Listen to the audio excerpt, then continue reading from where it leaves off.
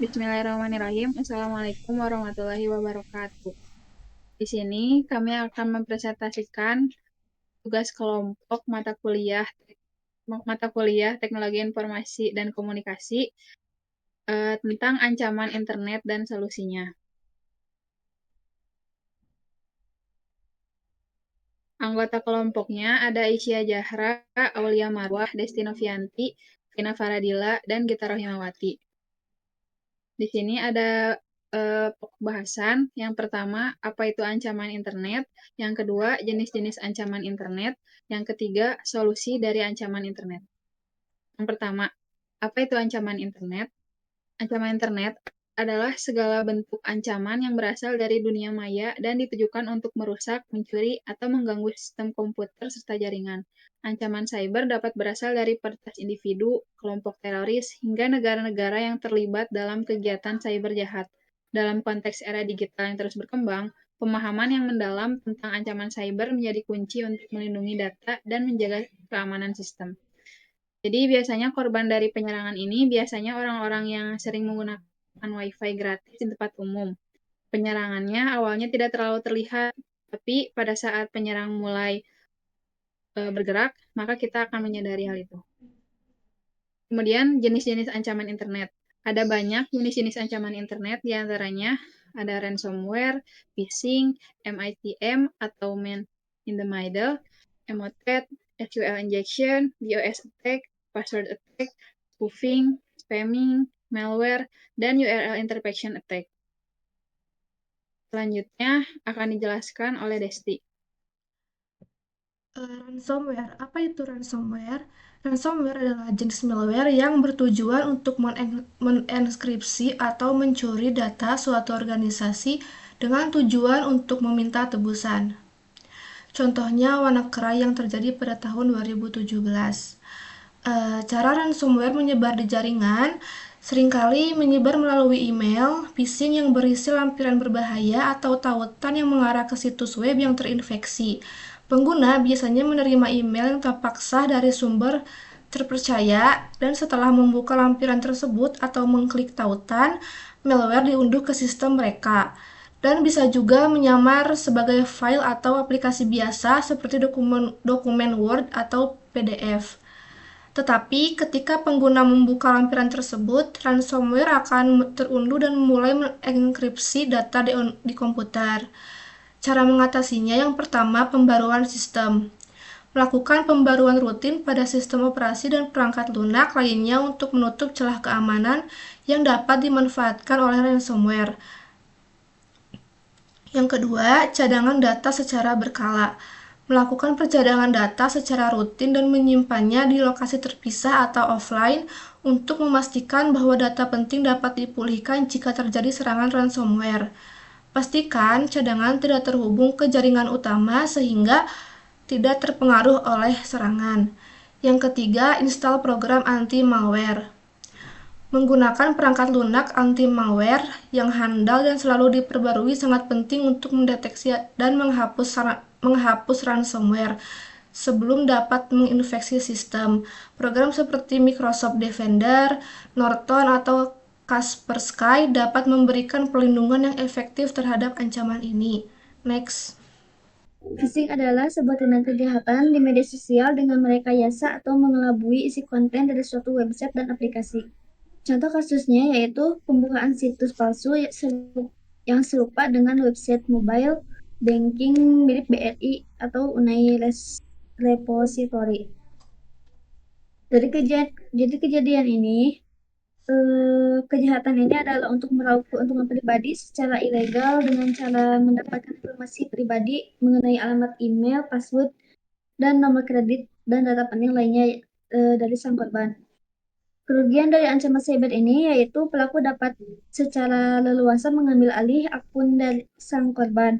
Akun tersebut dapat berupa kartu kredit, alat transaksi online seperti PayPal, Dana, OVO, dan lain-lain. Salah satu contoh kasusnya yaitu dikutip pada jurnal yang berjudul Aktivitas Phishing sebagai Tindak Pidana dalam Undang-Undang ITE Repository Unai Repository menjelaskan kasus pembuatan pembuatan sebuah situs palsu yang serupa dengan website mobile banking milik BRI. Pelaku melakukan aktivitas tersebut dengan cara mengirimkan SMS custom kepada seluruh orang yang memiliki rekening BRI. Cara mengatasi ancaman ini adalah salah satunya yang pertama memastikan nama pengirim email setiap kali ada pesan yang masuk melalui layanan penyedia email seperti Yahoo atau Gmail.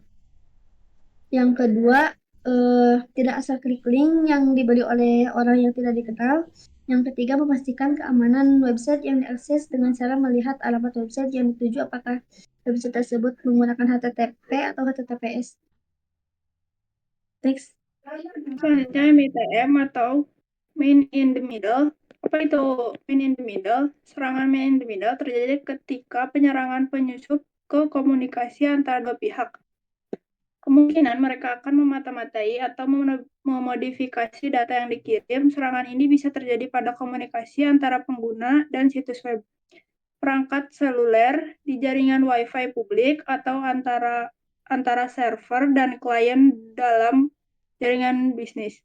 Contoh kasusnya yaitu serangan MITM pada protokol WPA2 2017.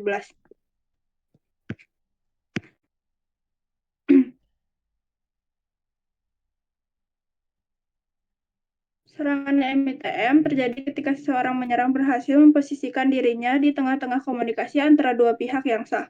Ini memungkinkan penyerangan untuk memata-matai atau bahkan memodifikasi data yang sedang dikirimkan. Serangan ini dapat terjadi dalam berbagai skenario termasuk dalam komunikasi antara pengguna dan situs web, perangkat seluler dan jaringan Wi-Fi publik, serta komunikasi antar server dan klien dalam jaringan bisnis. Untuk mengatasinya, gunakan koneksi yang terinfeksi, terenkripsi. HTTPS adalah salah satunya. Contoh enkripsi yang banyak digunakan untuk melindungi komunikasi antara pengguna dan situs web. Pastikan situs web yang Anda kunjungi memiliki sertifikat SSL yang sah, ditandai dengan ikon gembok di bilah alamat browser. Kemudian pengguna VPN. VPN adalah alat yang kuat untuk melindungi komunikasi. Kemudian pembaruan rutin. Pastikan perangkat keras dan perangkat lunak yang kalian selalu diperbarui. Pembaruan rutin yang sering mengatasi kerentanan keamanan yang dapat dimanfaatkan oleh penyerang MITM. Kemudian verifikasi identitas serta berkomunikasi dengan pihak lain. Pastikan memverifikasi identitas mereka dengan cermat. Kemudian terakhir, pastikan sertifikat SSL ketika mengunjungi situs web. Perhatikan dengan seksama sertifikat SSL yang digunakan. Jika ada peringatan atau ketidaksesuaian, jangan melakukan interaksi dengan situs tersebut. Next.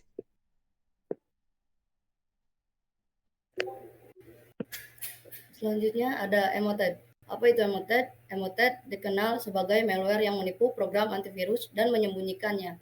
Setelah komputer terinfeksi, malware menyebar seperti ROM komputer dan mencoba menyusup ke komputer lain di jaringan. Selain itu, Emotet sering berfungsi sebagai pengantar bagi malware lain untuk masuk ke dalam sistem, yang artinya Emotet bisa membuka jalan bagi ransomware atau trojan lain untuk menginfeksinya. Salah satu contoh serangan besar dari Emotet adalah penyebaran global yang terjadi pada tahun 2020. Pada tahun 2020, Emotet menjadi salah satu ancaman cyber paling serius secara global.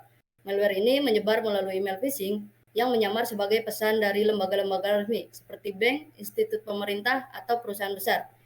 Email tersebut biasanya berisi tautan atau lampiran dokumen seperti faktur palsu atau pemberitahuan penting. Ketika pengguna klik atau membuka lampiran tautan tersebut, Emotet akan terunduh dan terinstall secara diam-diam di perangkat mereka.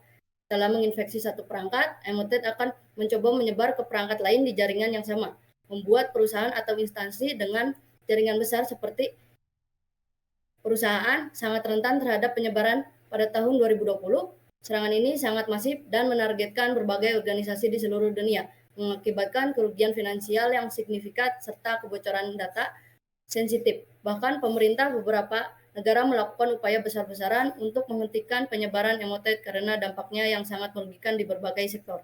Nah, cara mengatasinya itu ada 3. Yang pertama, gunakan antivirus. Pastikan perangkat dilindungi dengan antivirus yang memiliki fungsi pembaruan otomatis. Selain itu, digunakan perangkat lunak asli dan terbaru, baik untuk perangkat klien maupun server. Yang kedua, ada terapkan patch dan pembaruan sistem. Rutin memperbarui sistem operasi dan menerapkan patch keamanan dapat mencegah eksploitasi kelemahan pada sistem yang memungkinkan dimanfaatkan oleh emotet. Yang ketiga, ada pasang filter di gateway email. Banyak serangan emotet masuk melalui email. Menggunakan filter di gateway email dapat membantu menyaring email yang mencurigakan atau berbahaya sebelum sampai ke pengguna. Selanjutnya, saya serahkan ke moderator. Jadi di sini kita memakai banyak referensi, ada dari jurnal, ada artikel, dan juga ada e-book. Mungkin cukup sekian yang bisa kami sampaikan. Mohon maaf bila ada salah. Wassalamualaikum warahmatullahi wabarakatuh.